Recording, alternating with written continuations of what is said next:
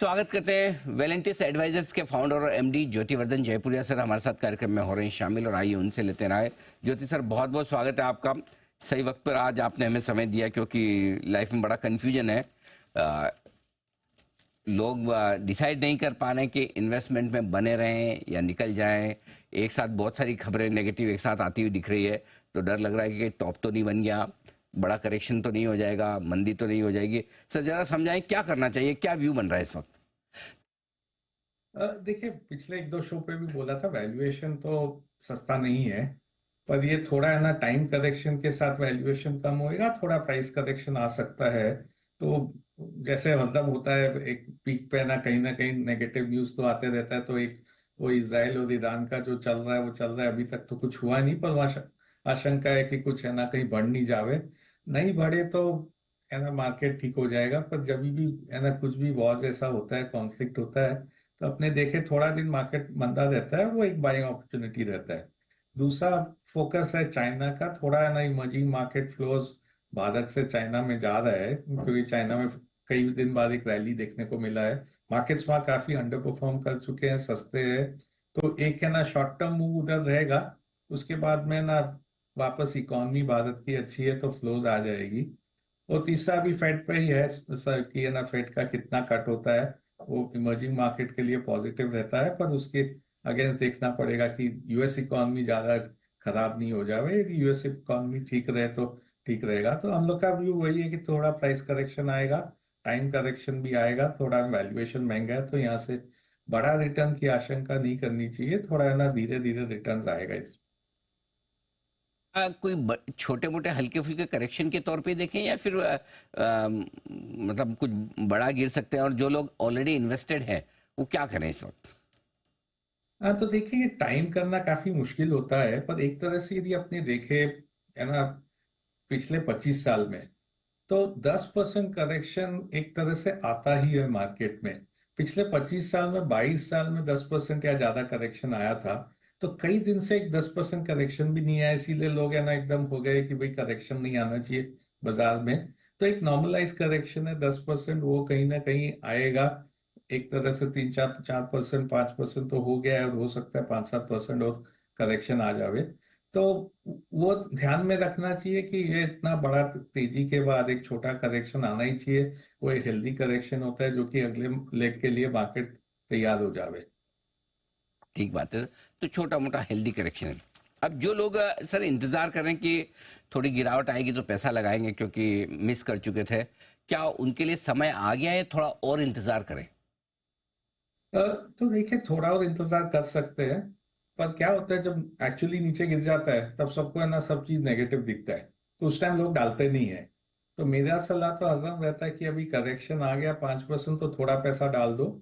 वो थोड़ा रखो कि और करेक्शन आए तो उसमें डाल सके। तो एक स्टैगर्ड बाइंग ऑन डिप्स कर लो, क्योंकि एकदम है ना एक साथ में पैसा डालना बहुत मुश्किल होता है। कभी कोई को पता नहीं पड़ता ये आज का मार्केट बॉटम है, और फिर वो जब बढ़ जाता है तो फिर डालना मुश्किल हो जाता है। तो एक स्टैगर्ड वे में डालना चाहिए, हर एक डिप पे ना, और थोड़ा खरीदारी करना चाहिए। ठीक बात है, थोड़ा धीमे धीमे खरीदारी करें वो ज़्यादा बेहतर होगा। अब आइए सर, जो ये चीन के मार्केट अच्छे होने का, फिर एफआईज का पैसा उधर जाने का डर है, वो डर कितना सही है और क्या वाकई में बड़ी चिंता है ये? अ, नहीं अनिल जी, देखिए, ये चीन का मार्केट था काफी सस्ता। मतलब वहां पे अपने देखे तो एक तरह से 8.5 9 पी पे चल रहा था। भारत का मार्केट है ना 21 22 पी पे चल रहा है। तो एक तरह से काफी सस्ता मार्केट था। दूसरा, अंडर परफॉर्म बहुत कर दिया। तो जो बर्स्ट आया, एक तरह से सब लोग अंडरवेट थे, मार्केट सस्ता था, और एक है ना वहां पे पॉजिटिव न्यूज आ गया स्टिमुलस के तरफ में।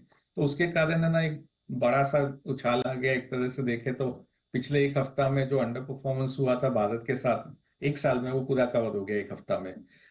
तो ये थोड़ा पैसा शिफ्ट होता ही रहता है यहाँ से वहां।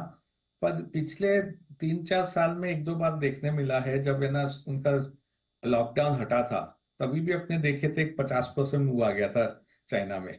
और वो भी आया था 2 महीना 2.5 महीना में, उसके बाद में वो होल्ड नहीं हुआ, नीचे आने लग गया। तो स्ट्रक्चरली उनके इकोनॉमी में प्रॉब्लम है। स्ट्रक्चरली बहुत मुश्किल होगा इकोनॉमी को टर्न करना। एक तरह से हम लोग स्लोअर फॉर लॉन्गर है जीडीपी ग्रोथ वहां पे। पर जो नीचे लेवल था वहां से थोड़ा सा हम लोग एक स्लो डाउन अरेस्ट कर चुके हैं। तो थोड़ा वहां पे पैसा अभी जाएगा, पर अगले 3-4 महीना में ये पूरे सेटल डाउन हो जाएगा, वो वापस भारत में पैसा आएगा।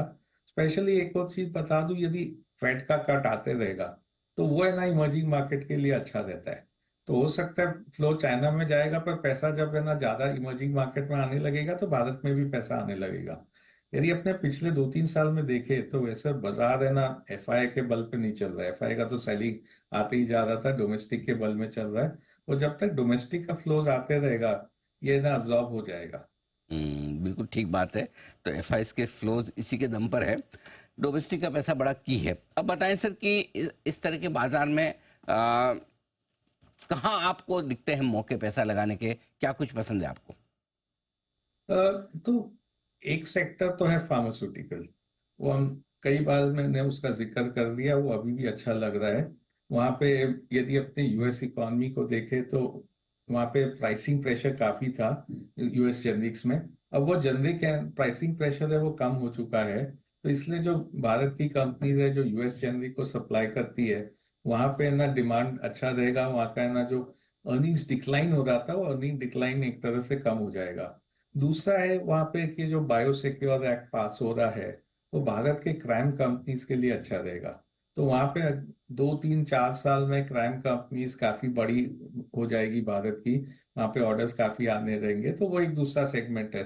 तो फार्मा में काफी सेगमेंट्स है जहाँ पे ना अच्छा रिटर्न मिल सकता है निवेशकों को। दूसरा है फाइनेंशियल्स, जो अभी अच्छा नहीं कर रहा है, वहां पे निम प्रेशर है। पर फाइनेंशियल बहुत सस्ते हो गए। यदि अपने ना बाजार को देखे तो वैल्यूएशन महंगे है बाजार में, ये सबको पता है। फाइनेंशियल ही एक ऐसा सेक्टर है जो पिछले 10 साल के एवरेज के कंपैरिजन में आज के दिन सस्ता है। बाकी सब सेक्टर 10 साल के एवरेज के कंपैरिजन में वैल्यूएशन प्रीमियम पे चल रहा है। फाइनेंशियल एक सेक्टर है जहाँ वैल्यूएशन कम है। तो एक तरह से वैल्यू बाइंग है, यहाँ टाइम लगेगा, पर काफी सस्ते बैंक्स मिल रहे हैं अभी। और ये बैंक से ना लॉन्गर टर्म में अच्छा रिटर्न दे देगा अपने को, क्योंकि अपने bottom of the valuation cycle पे इसको ले रहे हैं। 2 क्वार्टर लगेगा निम्स को स्टेबलाइज होने को, क्योंकि जब ब्याज घटेंगे भारत में तो एक तरह से निम्स पे थोड़ा प्रेशर आता है। पर उसके बाद में वो साइकिल प्ले आउट होता है तो निम्स फिर अच्छा होना चालू हो जाएगा। क्रेडिट ग्रोथ अभी भी अच्छा है और वैल्यूएशन बहुत सस्ते में मिल रहे हैं। तो बिल्कुल ठीक बात है। अच्छा सर, ये ग्लोबल माहौल में कहीं कोई सावधानी रखने की जरूरत, या कुछ ऐसे सेक्टर्स जो रिजल्ट्स के लिहाज से या फिर ग्लोबल माहौल के लिहाज से आपको लगते हैं कि थोड़ा दूर रहे अभी उनसे? तो ग्लोबल में अभी एक तो आशंका है ये कच्चे तेल की, क्रूड ऑयल की। यदि है ना कुछ वहां पे जैसे इसराइल का भी है ना पेपर में आ रहा है, मीडिया में आ रहा है कि वो टारगेट करेंगे शायद ईरान के ऑयल इंस्टॉलेशंस को, तो उससे एक बार कच्चा तेल का भाव बढ़ सकता है। तो जो जो सेक्टर में रॉ मटेरियल है कच्चा तेल, चाहे वो अपना रिफाइनिंग एंड मार्केटिंग कंपनीज हो चाहे पेंट कंपनीज हो, ये सब से थोड़ा सावधान बरतना चाहिए जब तक कि ये इवेंट चला नहीं जावे। क्योंकि मेरा मानना है कि वहां पे उन लोग स्ट्राइक किए तो भी ऑयल है ना ज्यादा दिन ऊपर नहीं रहेगा, क्योंकि है ना उसके बाद में कहीं ना कहीं प्रोडक्शन इंक्रीज हो जाएगा कोई दूसरे कंट्रीज का। पर एक बार वो सेक्टर में प्रेशर आ सकता है, तो वो एक सेक्टर में थोड़ा सावधानी बरतना चाहिए। फिर तो थोड़ा कच्चे तेल में जो उछाल है उससे जुड़े हुए सेक्टर्स पर से सावधान, जहाँ नतीजे कमजोर आने वाले वहां पर भी हल्की सावधानी रखने का है वक्त है, ये मानना है ज्योति सर का। ज्योति सर, बहुत बहुत धन्यवाद आपका समय देने के लिए और विस्तार से बाजार के डायरेक्शन पर बात करने के लिए। बाजार